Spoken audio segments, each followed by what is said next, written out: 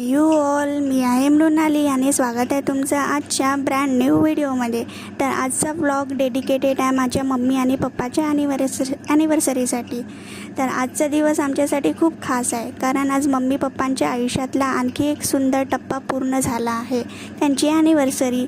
सकाळपासून घरात एक वेगळीच एक्साइटमेंट होती. काही मोठी तयारी नव्हती आमची, पण सगळ्यांच्या मनात आनंद मात्र भरपूर होता. थोडीफार डेकोरेशन केली मी आणि माझ्या भाऊ बहिणींनी, फुगे लावले, केक आणला आणि बाकी सगळं जसं होत गेलं तसं आम्ही करत गेलो.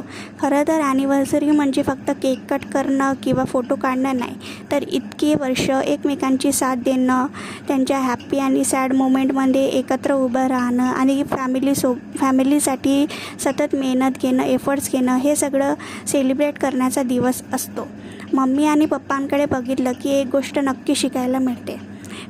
रिलेशन टिकवण्यासाठी प्रेम जितकं महत्त्वाचं असतं, तितकं समजूतदार, अंडरस्टँडिंग आणि एकमेकांची साथही महत्त्वाची असते. आजचा दिवसही तसाच गेला. हसत खेळत, गप्पा मारत आणि जुन्या आठवणी काढत. जेव्हा केक कट केला तेव्हा सगळ्यांच्या चेहऱ्यावर एक स्माईल आणि आनंद बघून खूप छान वाटलं.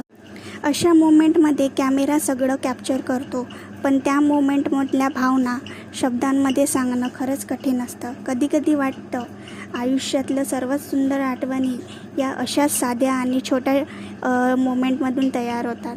ना मोठा कार्यक्रम, ना जास्त लोक, फक्त आपली फॅमिली, आपली माणसं आणि त्यांच्यासोबत घालवलेला हा टाईम. आणि खरंच हाच खरा आनंद असतो. मम्मी आणि पप्पांना ॲनिव्हर्सरीच्या खूप खूप शुभेच्छा.